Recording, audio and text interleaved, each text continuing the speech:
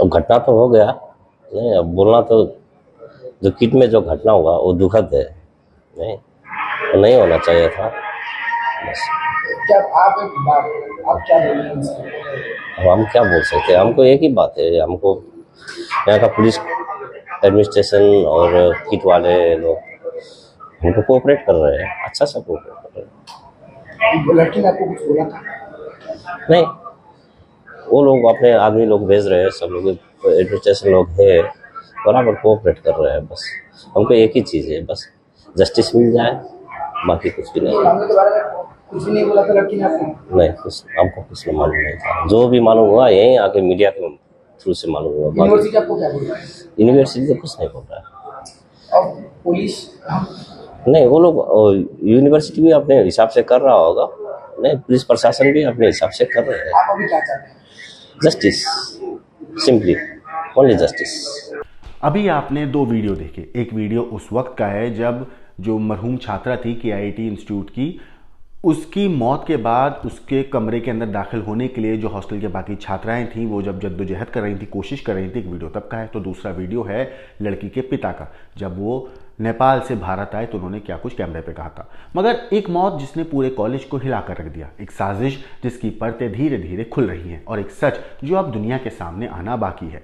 उड़ीसा का प्रतिष्ठित KIIT college, जहां देश विदेश के छात्र अपने सपनों को उड़ान देने आते हैं, लेकिन यहां हुआ एक ऐसा हादसा जिसने इस संस्थान की बुनियाद को हिला दिया। 16 फरवरी की उस रात जब एक नेपाली छात्रा ने अपने हॉस्टल में उसकी जब मौत हुई तो किसी ने सोचा भी नहीं था कि इसके बाद जो होगा वो कॉलेज के इतिहास में काले अक्षरों से लिखा जाएगा।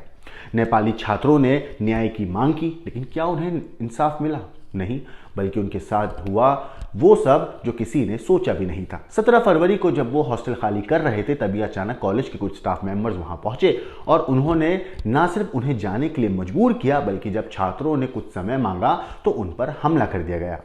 CCTV फुटेज में वो सच्चाई कैद हो गई जिसने कॉलेज प्रशासन के दावों की पोल खोल दी।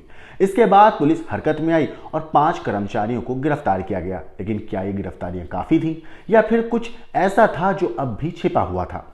इससे पहले भी कॉलेज के 3 डायरेक्टर समेत 6 लोगों को गिरफ्तार पुलिस कर चुकी थी, लेकिन उनमें से 5 को जमानत मिल गई। लेकिन क्या यह महज एक संयोग था या फिर किसी ने सच दबाने की कोशिश की थी? अब सरकार भी इस मामले में कूद चुकी है। एक high level fact finding committee गठित कर दी गई है जिसमें गृह विभाग के अतिरिक्त मुख्य सचिव, महिला एवं बाल विकास विभाग के प्रमुख सचिव और उच्च शिक्षा विभाग के आयुक्त शामिल हैं। लेकिन सवाल वही है, क्या ये कमेटी सच बाहर ला पाएगी? छात्रों का आरोप है कि कॉलेज प्रशासन ने सच्चाई को दबाने की कोशिश की।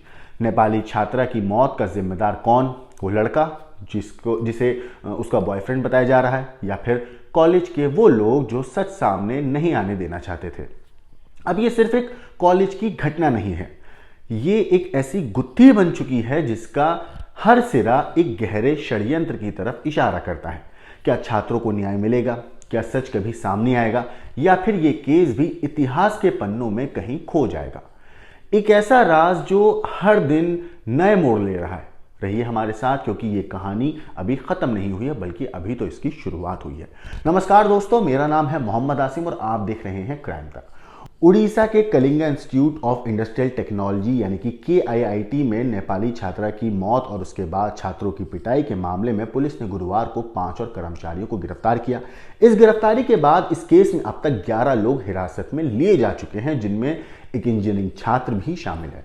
16 फरवरी को बीटेक 3rd ईयर की नेपाली छात्रा की जिसका नाम प्रकृति लमसाल है, उसकी जान हॉस्टल के कमरे में चली गई थी। इस घटना के बाद कॉलेज में पढ़ने वाले नेपाली छात्रों ने प्रशासन के खिलाफ विरोध प्रदर्शन किया और न्याय की मांग की। लेकिन इसके बाद जो हुआ उसने इस मामले को और भी गंभीर बना दिया।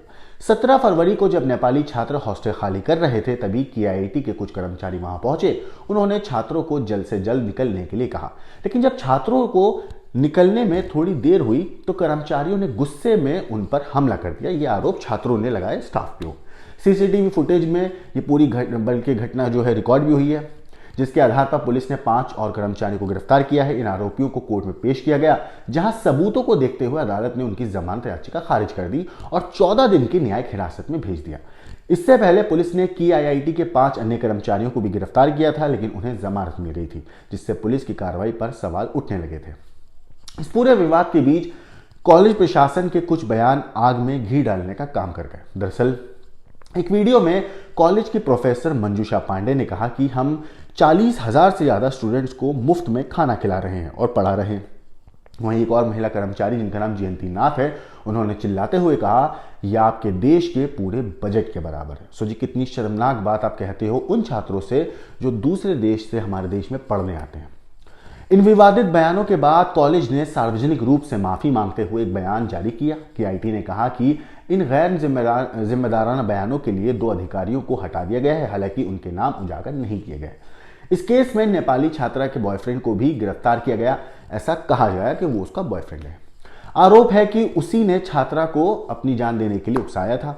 17 फरवरी को पुलिस ने केआईटी के 3 डायरेक्टर्स, 2 गार्ड और एक छात्र को गिरफ्तार किया था। हालांकि डायरेक्टर और गार्ड को जमानत मिल गई थी। अब मैं आपको एक चीज और बताऊं, जो ऑडियो वायरल हो रहा है उस ऑडियो में जो लड़का है जिसको गिरफ्तार किया गया है वो बहुत गंदी गंदी गालियां पीड़िता को दे रहा था।